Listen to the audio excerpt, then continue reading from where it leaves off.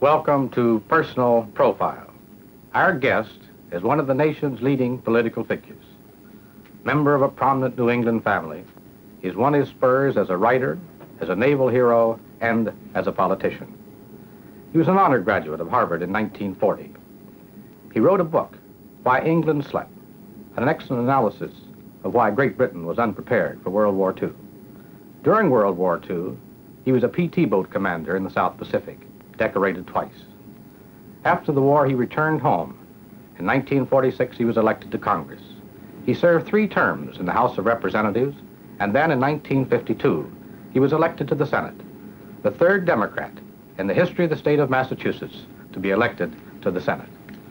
In 1954 and 55, he was convalescing from an old injury dating back to the war, and he wrote another book, this one called Profiles in Courage, a book that received the Pulitzer Award.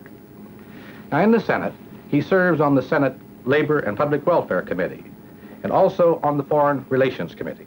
In addition, he serves on these special committees: the Special Committee to investigate lobbying, the Special Committee to investigate labor racketeering, and the Special Committee honoring distinguished senators of the past. He's received awards from many colleges and universities and civic groups. And in 1956, he received the award, the Outstanding Statesman of the Year from the University of Notre Dame. It's a great pleasure to welcome to Personal Profile Senator John Fitzgerald Kennedy of Massachusetts. Well, it's a great pleasure to be here, and I appreciate those kind words. Well, Senator, before we get into questions about politics and what may happen to the Democratic Party in the next election, let's go back for a moment to the early 1940s when you were in the Solomon Islands skippering of a PT boat. Now, in those days, did you think that when the war was over, you'd go back to writing, or did you think you'd have a political career? Well, as a matter of fact, I wanted to go back to writing. I had an older brother who had been a delegate to the Democratic Convention in 1940 at the age of 24, who I thought would be a politician. Well, he was killed as a flyer in Europe. And when I came back, I went to work first for a newspaper, the Chicago Herald-American, then I worked for INS for a while. And then the congressional seat where I lived became vacant, and I ran then, and was elected, and now I'm a politician. Well, now, this was a seat, Senator, wasn't it, that was held by another member of your family? Yes, my grandfather had been a congressman. In fact, I think he was the only Democrat from New England at the time that he was here, about 55 or 60 years ago. And then I had another grandfather who was a state senator from the district, and another great-uncle who was a state senator from the district, so that the ties went back a long time. Politics runs in your family. Yes, it does. I'm glad to hear you use the word politician with such affirmation. It's a great profession, and though it has fallen into disrepute in some ways, nevertheless, in the true sense of the word, politician is one who takes part in the science and art of government, and therefore it should be an honorable profession. And it is. Should be the leading profession, should it not? It is, particularly when government plays such a large part in all of our lives, affects everything we do, all of us. Obviously, we should want the best men we can running it, and we should regard the profession, we should have men who make the profession well respected, and the people should support those men of either party. But now, Senator, in your political career, you've had many awards, you've achieved a great many things. From your own personal standpoint, what do you consider the most important thing? Well, I think serving in the Senate, I think it's extreme. I have a great feeling for Massachusetts, and I have a great feeling for the Senate, which is a most unusual body in all political organizations or constitutional organizations, and its powers for good and I suppose bad are great. Its influence over foreign affairs, national defense, all of our domestic economy is tremendous. It has a great many men of talent who are permitted to stay in the Senate for a long enough time to really develop it into an effective spokesman for their people and the country. So that I would say being a senator from the state of Massachusetts is as great an honor, really, as anyone could have. Well, now, you headed the special committee, Senator Kennedy, to honor distinguished senators of the past, 5. How did you go about selecting them? Well, the committee was set up, really, in order to attempt to remind people and the senators of what great men we've had in the past and those qualities which make a great senator. So there was a 5-man committee, and first we wrote to we set up an advisory committee of 9 of the foremost historians of the country around the country, and then we asked them to set up what they considered to be satisfactory qualifications. And then we got a list of the 200 most prominent historians from all parts of the country, and we polled all of them. Then we polled all members of the Senate, and we got a lot of newspapers who wrote editorials suggesting various people. A number of senators proposed 5 senators from their own state. But nevertheless, on the whole, we've got very interesting suggestions. And of the 5 men we picked, Clay, Calhoun, Webster, interestingly enough, all contemporaries and probably known as the great triumvirate, the greatest senators that ever served in the Senate, and 2 from the 20th century, George Norris, the great progressive from Nebraska, and Taft, who was a spokesman for the conservative movement.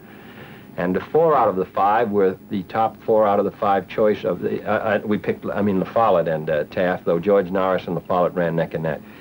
And 4 out of the 5 that we picked were the top 4 out of the 5 choices of the historians and of the senators. And the 5th man, Senator Taft, was the #1 choice of the senators, and within the first 10 of the historians. So we feel that we ran a balanced ticket, but one which represented the main currents of Senate thought. I suppose the top man we picked perhaps was Henry Clay, who 40 years a senator and who combined all the great qualities which go into making a senator. Well, Senator Kennedy, in American folklore, the good man always wins. The courageous man comes out on top. But that certainly is not true of some of the men who are depicted in your book, Profiles in Courage. Now, in Chapter 6, it's about a man by the name of Edmund G. Ross, that I'm sure very few Americans know anything about. Yet you use these words: "In a lonely grave, forgotten and unknown, lies the man who saved a president, and who, as a result, may well have preserved for ourselves and posterity constitutional government in the United States. The man who performed in 1868 what one historian has called the most heroic act in American history, incomparably more difficult than any deed of valor upon the field of battle, but a United States Senator, whose name no one recalls, Edmund G. Ross of Kansas." Now, why would a man like Ross sacrifice his political career when he knew that not only his enemies, but his friends would not appreciate it? Well, that's, of course, true. When people disagree with you in politics, they don't say, well, I admire his courage in saying that. They always place, it's always a personal attack takes place, and the same thing happened to Ross. Ross played a decisive role at the time of the impeachment of Andrew Johnson. His party, the Republicans, were attempting to impeach Johnson because he was vetoing some of the acts that they were passing after the Civil War. He disliked Johnson and ran on an anti-Johnson platform from Kansas, but when he came here, he thought the grounds for impeachment were inadequately drawn, and therefore that it was unconstitutional. They needed his vote. They needed the 2/3 vote, and they were short 1 vote. 6 other Republicans also stood with Ross, but their votes were announced from the beginning. Ross was studying the evidence until the end. He finally voted when the roll call was held no. The impeachment failed by 1 vote. Neither Ross nor the other 6 Republicans who voted against the impeachment of Andrew Johnson of the opposite political party were ever returned to the Senate again. Ross lived in humiliation and disgrace for the rest of his term.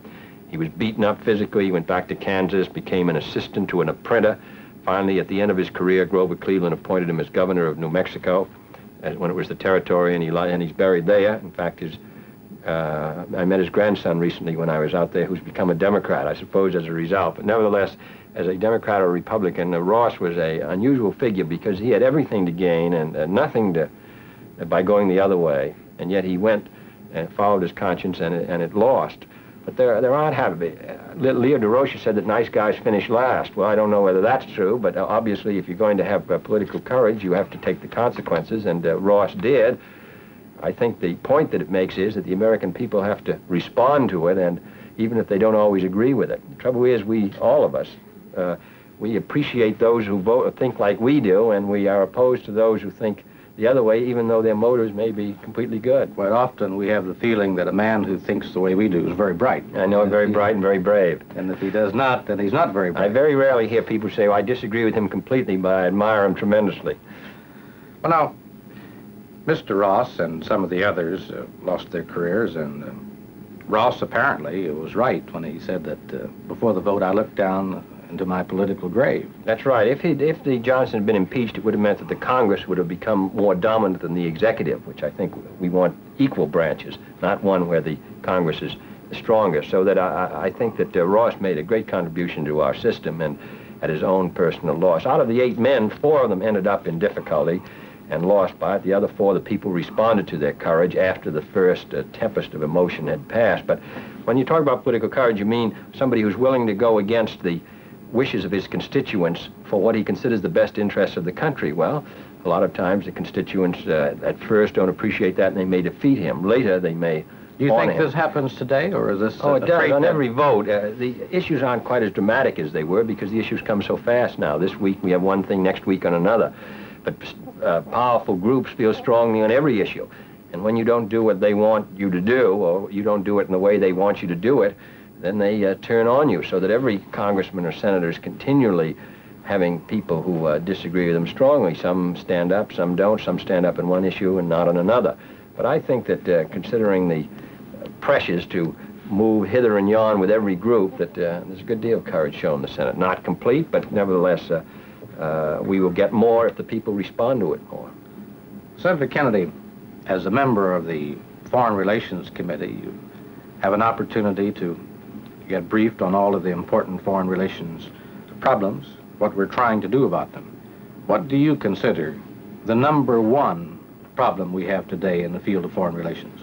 I think the #1 problem, of course, is to win the support of all of the people who, as of today, are uncommitted, particularly in Africa, the Middle East, and Asia, who are maintaining a neutral position between the Soviet Union and ourselves. And they are countries which have been held under colonial domination. And they desire to be free, and they desire to do something about a very extremely low standard of living. And I suppose for the United States to demonstrate our interest in them, our desire to help them lift themselves up, the feeling that they can win a reasonable place in the world through democratic procedures rather than turning to the communists. Now, this becomes difficult in cases where countries are held by Western powers under colonial control. Then our problem becomes more difficult. We want to befriend these people. We fight against communism when it happens in Hungary, which we should. Against communist imperialism or colonialism, we have to show the same policies towards those of our allies who hold colonial possessions through the world. In other words, we have to win the support of the people who hold a balance of power in the world by making them feel that we're vitally interested in them. And this power, this desire to be free and run your own destiny is the best weapon we have. It is certainly the thing that is going to cause the greatest discomfort to the Soviet Union. This feeling in Hungary and Poland and East Germany and Lithuania and Latvia and Estonia, the desire of these people to be independent and to have the communists out of their government. That is the best force we have. It's the best force within the Soviet Union itself. People who don't want to be held down by a totalitarian system. So that we have to support that force in the West, in Africa, in Asia, behind the Iron Curtain. How we do that is, to me, the great problem that we have in the UN and out of it. But I think that's where we have to direct ourselves. And we have to hew the line of supporting the desire of people to be independent against the Soviet Union and against those of our allies who occasionally may have transgressed. But that's a difficult job. It's easy to be against one communist imperialism, but when it's rather difficult sometimes when our friends are involved. But that's, I think, the position we have to take. I'm sorry, Senator, but our time's run out. No, it's a pleasure to be on here with you. Our pleasure on having Senator John Fitzgerald Kennedy of Massachusetts here in Washington on Personal Profile.